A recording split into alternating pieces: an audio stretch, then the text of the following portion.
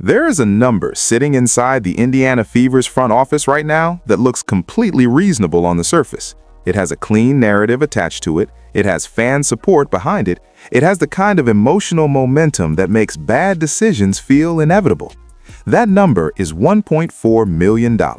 And if the Fever's decision makers treat it the way the casual sports media is currently pressuring them to, they will have quietly dismantled the most valuable championship window in the history of women's basketball before it ever had a real chance to open.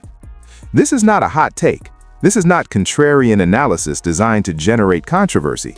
This is the cold, uncomfortable mathematics of roster construction in a league that just fundamentally rewrote its own financial rules. And the people running the Indiana Fever right now are either about to make the smartest decision this franchise has ever made, or they are about to make the kind of mistake that takes 4 years to fully understand and another 4 years to recover from. The name attached to that $1.4 million figure is Kelsey Mitchell. She is an unrestricted free agent. She is demanding the full Supermax contract available under the newly restructured collective bargaining agreement. And the mainstream basketball media is treating this situation like the answer is obvious. Fan favorite, emotional cornerstone of the rebuilding era. Pay the woman, celebrate online, move on to the next storyline. But that framing is not just incomplete. It is actively dangerous for anyone who actually wants to watch Caitlin Clark compete for a championship in Indianapolis. Before we go any deeper into why, understand what is actually at stake here. Because this decision does not just affect one roster spot, it affects every roster spot. It affects whether the players already on this team get to stay. It affects whether the system Clark depends on to operate at her actual ceiling gets the pieces it needs to function. It affects whether the Indiana Fever spend the next 3 years being genuinely competitive or whether they spend those years being a television product built around a generational talent who never gets the infrastructure to win. That is the real conversation, and we are going to have it right now. The 2025 collective bargaining agreement was the most significant financial restructuring in the WNBA's entire history. The team's salary cap expanded to $7 million. That number sounds straightforward. More money means better players, means better basketball. The casual interpretation writes itself. But the casual interpretation misses the most important thing about what this restructuring actually created, which is not opportunity, it is leverage. And leverage in the hands of a front office that does not fully understand what it is holding becomes a trap. For the first time in the league's existence, WNBA franchises have genuine roster-building flexibility. Real room to construct rotations with multiple high-quality contributors. Real room to build the kind of deep, tactically diverse lineups that championship teams in any professional league are actually assembled from. The old salary structure forced front offices into a binary choice. You could have one expensive anchor surrounded by minimum salary depth, or you could spread thin contracts across a broader group and hope the collective outperformed the sum of its parts. Neither model produced consistent championship-caliber results because neither model had the financial foundation to support genuine depth. The new CBA changed that, and what makes the change genuinely dangerous is that it simultaneously made a specific kind of mistake newly possible. When you can legally offer a single player $1.4 million, the institutional pressure to do exactly that, particularly when the player in question is popular and the fan base is vocal, becomes a gravitational force that is enormously difficult for a front office to resist. The expanded cap did not just create room to build smart rosters, it created room to make expensive errors that compress the cap in ways that take years to unwind. And right now, every ounce of that gravitational pressure is pointed directly at the Mitchell negotiation. Here is the number that needs to anchor every single conversation happening inside that front office. $1.4 million represents exactly 20% of Indiana's total available salary cap. One player, 1/5 of the entire roster budget. And the player in question is not a franchise cornerstone. She is a talented secondary contributor whose fundamental offensive philosophy creates direct structural friction with the system that Caitlin Clark requires to operate at anything close to her actual ceiling. That is the part of this conversation that the mainstream basketball media is simply unwilling to say out loud, and it is the part that matters most. Kelsey Mitchell averaged 20 points per game in Indianapolis. That number reads impressively on a statistics sheet, and it is the number that gets cited every time someone argues for writing her the Supermax check. But the mechanism behind those 20 points is the critical variable that the entire public conversation is actively skipping over. Mitchell's offensive game is built on isolation. She receives the ball, creates off individual matchups, and works through defenders one-on-one to generate her scoring opportunities. That skill set has genuine standalone value in a traditional WNBA offensive system. She is a talented, competitive player with real scoring ability. None of that is in dispute. What is in dispute is whether that specific skill set belongs inside the offensive infrastructure that the Indiana Fever have built around Caitlin Clark. Because those are two entirely different questions, and the media keeps treating them like they are the same one. The Indiana Fever under Caitlin Clark are not running a traditional WNBA offense. They are operating the most dangerous transition system in women's basketball. Clark's generational value, the specific multiplier that separates her from every other point guard in the league, comes from her ability to function as the central quarterback of a movement-based, fast break-oriented machine. She reads the full floor in real time in ways that no other player in this league currently does. She delivers full-court transition passes that most players at her position cannot even attempt, let alone convert into easy buckets. Her threat as a pull-up shooter and deep-range scorer forces defensive rotations that create driving lanes for every single player moving around her. Every possession that stalls for an isolation sequence breaks the rhythm of that system. Every time the ball settles in one player's hands for an extended single coverage play, the floor spacing Clark depends on begins to collapse. The transition opportunities Clark generates, the ones that make her offense genuinely unstoppable at full speed, become impossible to convert when the players around her are standing still waiting for a one-on-one situation to resolve itself. Isolation basketball and transition basketball are not just stylistically different, they are fundamentally incompatible offensive philosophies. And the Fever are being asked to spend 20% of their cap to lock in the one that directly undermines their primary weapon. This is not a minor stylistic concern. This is not a coaching problem that gets resolved through better shot selection conversations. This is a structural incompatibility that lives inside the contract and compounds every single game for however long that contract runs. When you pay $1.4 million for a player, you are not just paying for her production, you are paying for her role. And her role, by the nature of how she operates, shrinks the most valuable offense in women's basketball. Here is where the math stops being theoretical and starts being genuinely alarming. $1.4 million in the current WNBA market is not one player's salary. At the valuations shaped by the new CBA, it is three. And those three players, assembled correctly around the specific needs of this roster, are not a downgrade from what Mitchell provides. They are a comprehensive upgrade across every dimension that actually matters for winning in the Eastern Conference playoffs. Elite role players with genuine two-way profiles are accessible in the $500,000 to $600,000 range. Quality athletic contributors with specific tactical identities that complement transition offenses are available in the $200,000 to $300,000 range. The mathematics of the modern WNBA economy make a 3-for-1 arbitrage strategy not just theoretically elegant, they make it practically executable right now in this specific free agency cycle for a front office with the analytical courage to execute it. The first name that should be lighting up every dashboard inside the Fever's front office is Bridget Carleton. She is a highly versatile, intelligent, two-way guard with elite physical size for her position. She spent last season operating on a contract worth exactly $125,000. That number is not a reflection of her value. It is a staggering market undervaluation relative to her actual production and tactical profile, the kind of pricing inefficiency that only exists because the old CBA's financial structure suppressed the entire market ceiling for players in her tier. The correction the open market will apply to Carleton this summer is going to be substantial.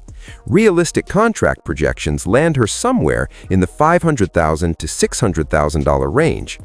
She is a movement-oriented, system-compatible player whose offensive profile is built around catch-and-shoot efficiency and the kind of floor spacing that the Fever's transition system specifically rewards. She does not need to create her own shot. She does not need the ball in her hands to be effective.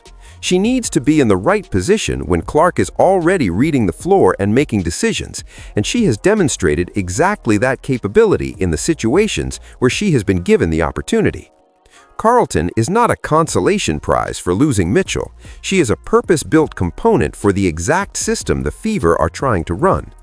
The second piece of this blueprint centers on Ray Burrell.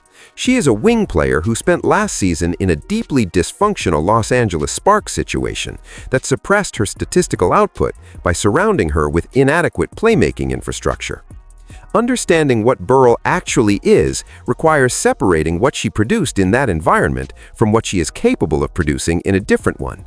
Her defining physical asset is raw athletic speed. That is an elite characteristic in isolation, but it is an entirely different category of weapon when it gets paired with a point guard who can actually deliver the ball to her in transition.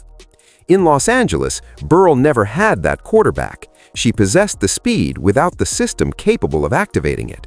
She was a Ferrari in a traffic jam, generating frustrating glimpses of what she could do while the infrastructure around her made those glimpses impossible to sustain. In Indianapolis, the situation flips completely. She would have the greatest transition passer in the league's history. Her value on the Fever's roster is not who she was in LA. It is who she becomes when Clark is already releasing full-court passes, and Burrell is the fastest player on the floor sprinting to meet them. That version of Ray Burrell operating in Clark's system, with Clark's playmaking behind her, is a completely different player than the statistics from last season suggest. Carlton and Burrell together represent approximately $1 million in combined salary at current market projections. Two distinct tactical profiles, two specific roster holes addressed, and the Fever still have budget remaining, which is where the third component of this strategy comes in, and it solves a problem the expanded schedule has made absolutely non-negotiable. The 2025 expanded schedule changes the physical calculus of roster construction in ways that front offices across the league are still working to fully internalize. This is not the old 36-game format. Teams could survive that with 6 rotation players, favorable injury timing, and a coaching staff skilled at managing minutes. The 52-game schedule is a different kind of physical test entirely. It will expose rosters without genuine interior depth during the second half of the season, exactly the stretch when playoff seeding is being decided, and fatigue risk peaks for every player who has been carrying heavy minutes since opening night. Tammy Fagan-Benley is the proven veteran solution to that problem. What makes Fagan-Benley specifically valuable in this context goes beyond the physical profile. She carries direct first-hand experience operating within the Fever's specific offensive tempo. She understands the spacing requirements. She understands the pace of play, the precise way Clark reads the floor during transition sequences, the positioning demands that the system places on interior players. She does not arrive as a roster filler who needs a full season to understand her role. She arrives as an institutional knowledge asset who already has the system internalized and can contribute to it immediately. Her ability to finish interior sequences generated by Clark's drive and kick game adds a layer of rim pressure that forces opposing defenses to compress. When defenses compress to account for that interior threat, the perimeter opens up. And when the perimeter opens up, Carlton and Burrell, operating in the exact positions Clark's system creates for them, become genuinely dangerous. These are not individual contributors operating independently. They are interconnected tactical pieces that make each other more effective.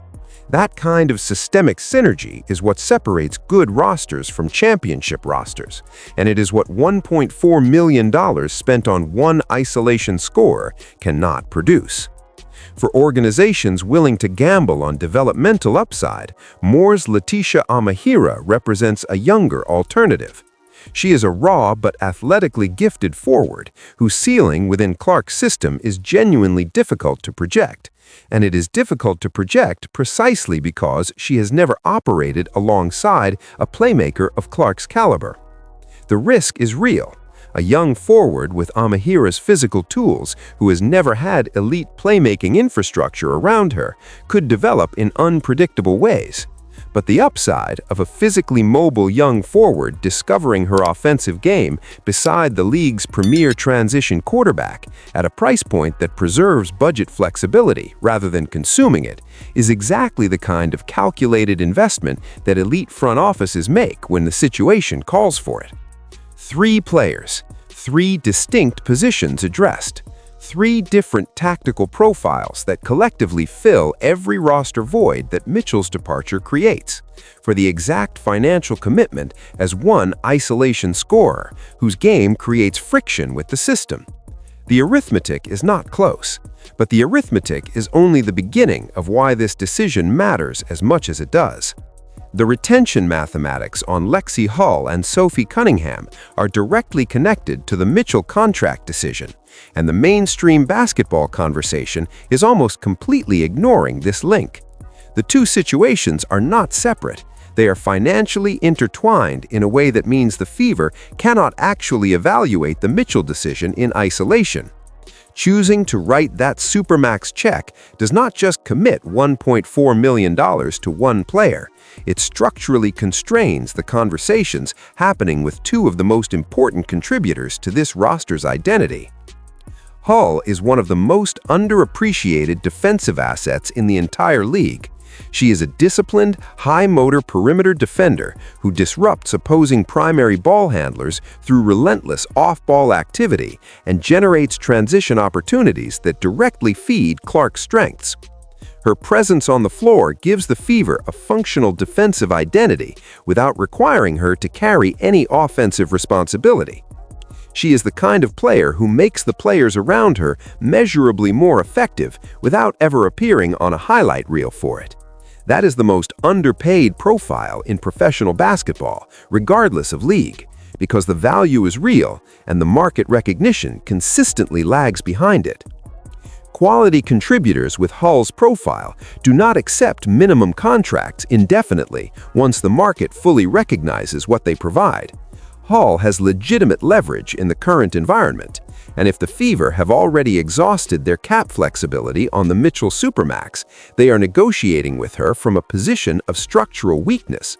They either underpay her in a way she eventually rejects, or they lose her to a better positioned franchise that was smart enough to preserve the room.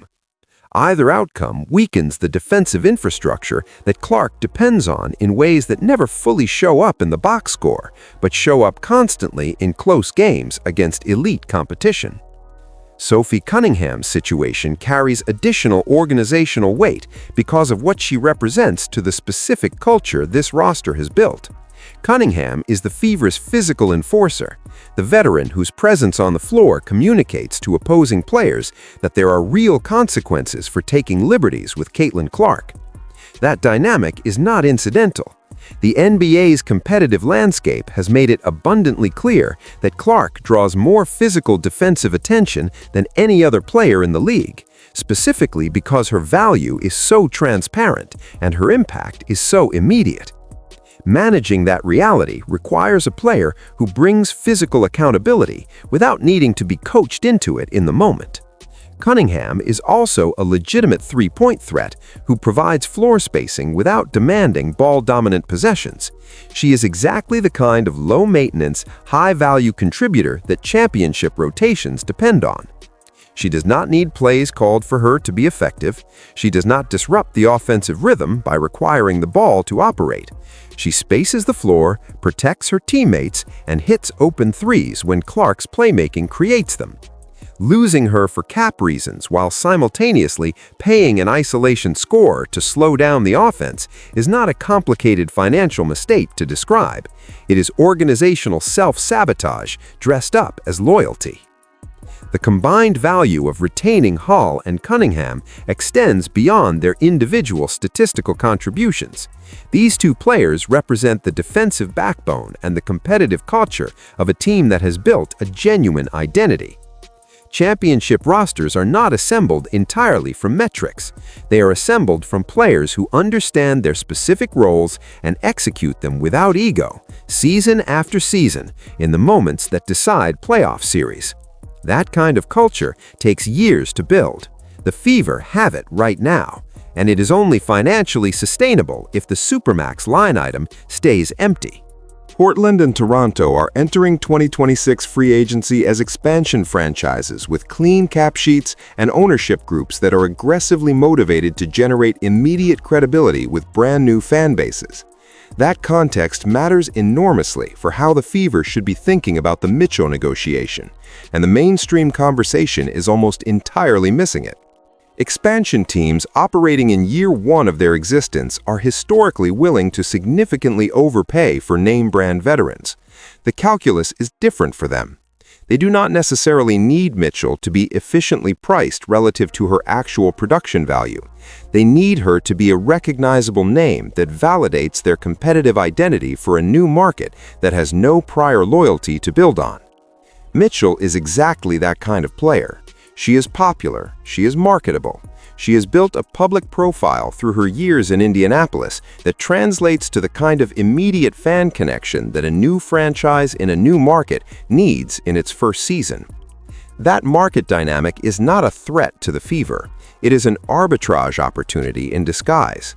If Portland or Toronto enters the bidding at or near the full Supermax figure, Indiana exits the negotiation entirely cleanly. No counteroffer required. No difficult public explanation needed. No narrative about the organization being cold or disloyal to a fan favorite. The market absorbed a player whose contract did not fit the Fever system, and Indianapolis walks away with full cap flexibility, a roster built around Clark's actual needs, and a front office that made a dispassionate, process-driven decision at exactly the moment the pressure was highest. That outcome is not a worst-case scenario for the Fever. It is close to the best-case scenario. And it only becomes available to them if they resist the emotional gravity pulling them toward writing that check, regardless of what the math says. The competitive environment surrounding this decision makes it more urgent than the internal roster math alone would suggest.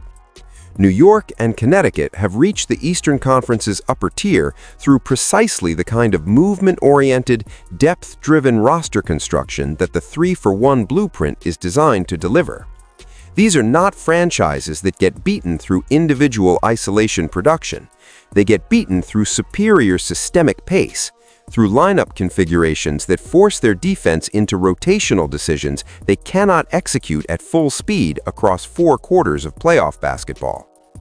The Liberty specifically represent a blueprint for what movement-based roster depth actually looks like when it is fully assembled and properly funded. 5 mobile, spacing-oriented players rotating around a central playmaker creates defensive problems that isolation-heavy offenses simply cannot generate. The defender can sag off the isolation player, conserve energy, and wait. Against a movement-based spacing offense with multiple credible shooters and cutters operating simultaneously, there is no position of rest. Every defensive player is being tested simultaneously.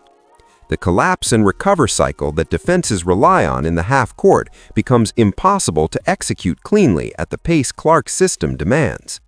5 movement-oriented, spacing-compatible players around Caitlin Clark creates that problem for every defense in the Eastern Conference. 4 movement players around one expensive isolation scorer who holds the ball and slows the pace does not. The margin in an Eastern Conference playoff series is thin enough that the roster construction difference is not an abstraction. It is the difference between advancing and watching from home. And it is a difference that compounds as the series progresses and the physical toll of playing through a static, predictable offense begins to accumulate. Caitlin Clark is 22 years old.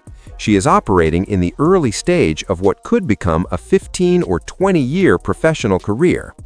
That career span is long, but the specific window within that career where everything aligns, where her explosive athleticism is at its absolute peak, where the Fever's organizational momentum is building rather than plateauing, where the new CBA's financial flexibility creates the conditions for genuine roster construction, and where the Eastern Conference has not yet fully adjusted to what she does.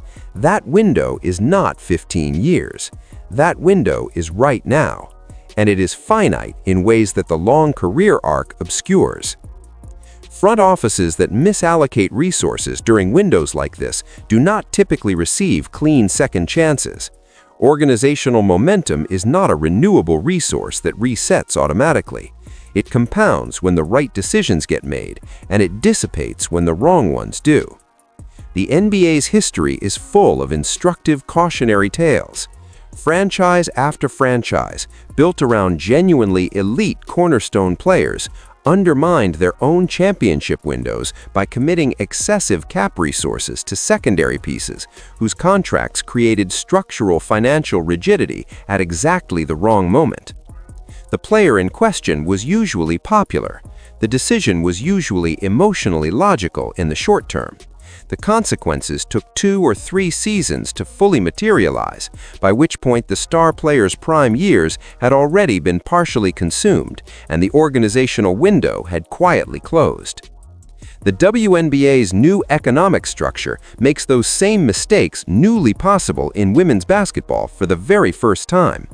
The supermax is real, the opportunity cost is real, and the emotional pressure on the Fever's front office to avoid making what looks like a cold, unpopular business decision is more intense right now than it has ever been for this franchise. Aaliyah Boston adds another dimension to this calculation that deserves direct attention. Boston has established herself as one of the most skilled interior forwards in the league, a player with genuine post-game, intelligent off-ball movement, and the competitive instincts of a legitimate co-star rather than a supporting piece. Her development alongside Clark is not a finished product. It is an ongoing process that depends heavily on the quality of floor spacing and movement surrounding her. Boston's interior game flourishes when the perimeter is alive with credible shooters and cutters demanding defensive attention simultaneously. Bridget Carleton's spacing instincts serve Boston's interior leverage more directly than Mitchell's isolation habits ever could. The Fever's championship ceiling is not just about Clark.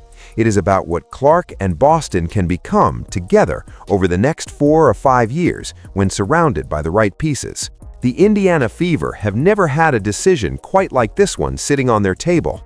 The new CBA created financial leverage that women's basketball franchises have simply never possessed before. The presence of Caitlin Clark transformed every single roster decision into something simultaneously more important and more emotionally complicated than anything this organization has previously navigated. Those two things together, unprecedented financial flexibility and unprecedented fan scrutiny, create conditions where the right decision and the popular decision are pointing in completely opposite directions. And the franchises that win in new economic eras are the ones willing to follow the right decision even when the popular one has a louder fan base behind it. Executing the 3-for-1 blueprint is not a betrayal of Kelsey Mitchell. It is not a cold dismissal of what she contributed during the rebuilding years. It is a recognition that the Fever have a generational competitive window open right now, and that window demands a specific kind of roster that her contract at the Supermax figure does not allow them to build. It is a recognition that loyalty to a player and loyalty to a championship pursuit are not always the same thing, and that front offices are paid to know the difference. The decision is coming. When it lands, it will tell us everything we need to know about whether the Indiana Fever are an organization that makes decisions or an organization that reacts to pressure. It will tell us whether Caitlin Clark gets the infrastructure her talent deserves, or whether she spends her prime years in a beautiful television product that never quite has the depth to close out a playoff series. It will tell us whether the most valuable competitive window in the history of women's basketball gets the roster it requires, or whether it gets spent on a contract that felt right in the moment and revealed itself slowly over the next 3 seasons. The math has been run. The blueprint exists. The only question left is whether the people inside that front office have the analytical discipline to execute it when the pressure is at its highest. And the answer to that question is going to shape everything that follows for this franchise for the next half-decade.